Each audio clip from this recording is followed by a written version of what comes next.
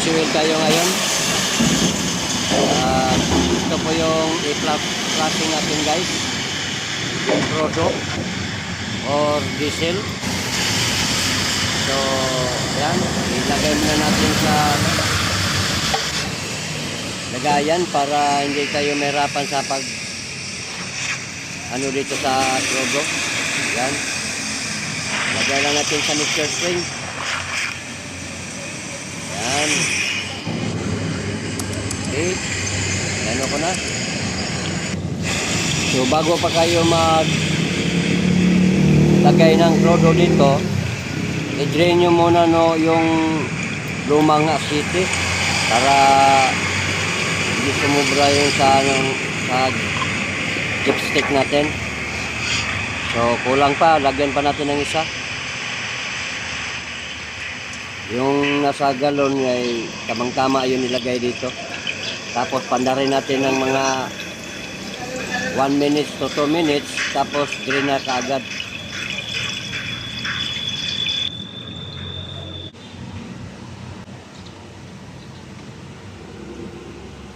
Kuni, sagli na, balik na. Yan. Magdalo na ko.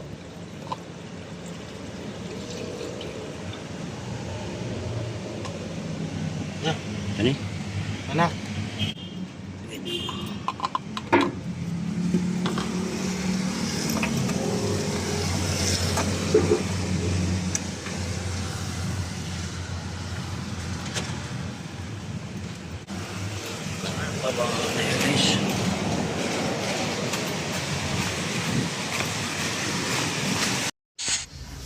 Okay guys, tingnan natin dito guys. Ibabalik muna natin to.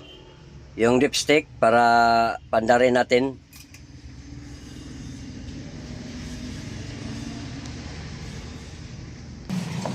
Okay. Pandarin na natin guys. 1 to 2 minutes. Para ma-flush yung mga dumi doon sa ilalim at yung mga lumang asiti ay mababa rin. Yan. Tayin na natin ng 1 minute to 2 minutes guys bago natin i-drain yung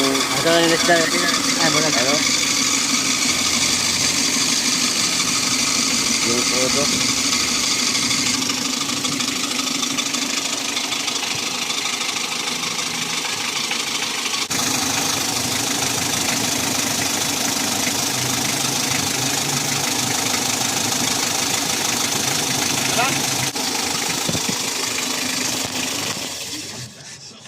Drain.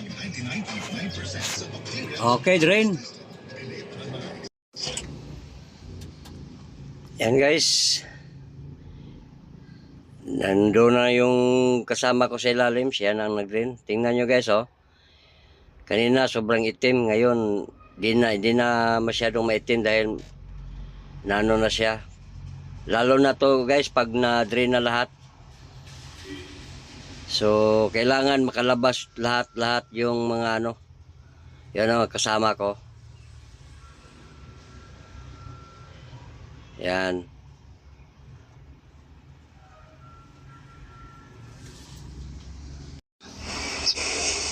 So, okay guys. Ito yung oil filter guys. Yan.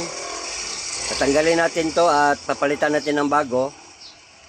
Tapos, ito yung gagamitin natin pangtanggal doon sa sa oil filter. So sobrang sikip guys oh. Kana. Oh, boy.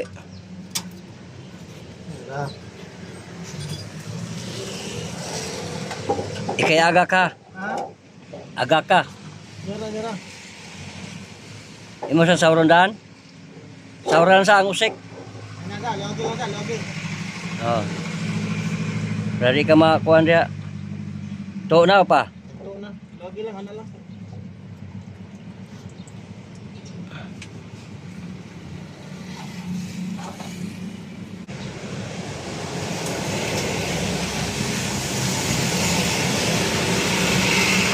Oh, agak. Dawata yun. Sige.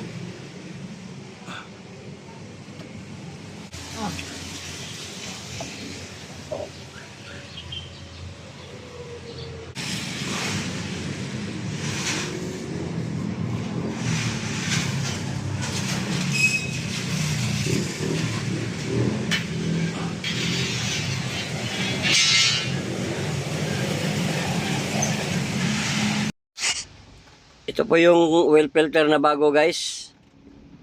Yan. Pwede ito sa Delica. Pwede ito sa Pajero. Daming ano dito, size up pwede sa kanya. So ayan, bagong bago guys. Tanggalin natin tong plastic. Ito po yung number niya guys, C306 Japan. So tanggalin natin plastic guys at lagyan natin ng oil. Yan, ganito lang yung gagawin nyo guys. Yan guys, oh. Lagyan nyo yan para sikip na sikip siya doon sa kanyang ano. Hindi siya walang leaking. Hindi siya tatagas. So okay, ikakabit na natin. Okay guys, ilagay na natin yung asiti guys. Bali, dalawang ano guys. Tapos 1 galon. Ito po yung tamang ano guys, sukat sa kanyang dipstick. Ito po yung laman niya, dalawang maliit at 1 galon. Yan. So, okay. Yung 1 galon na naman. Para ano tayo, yun lang gagawin nyo guys. Madali lang hanapin yung oil filter. At saka pagkatapos nito, yung air cleaner na naman ay pabugahan natin ng hangin para maganda ang higop niya sa hangin sa kanyang makina.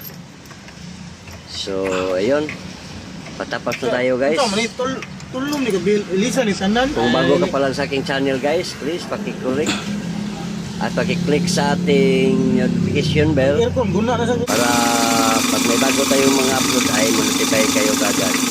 Ayan, andar na siya guys.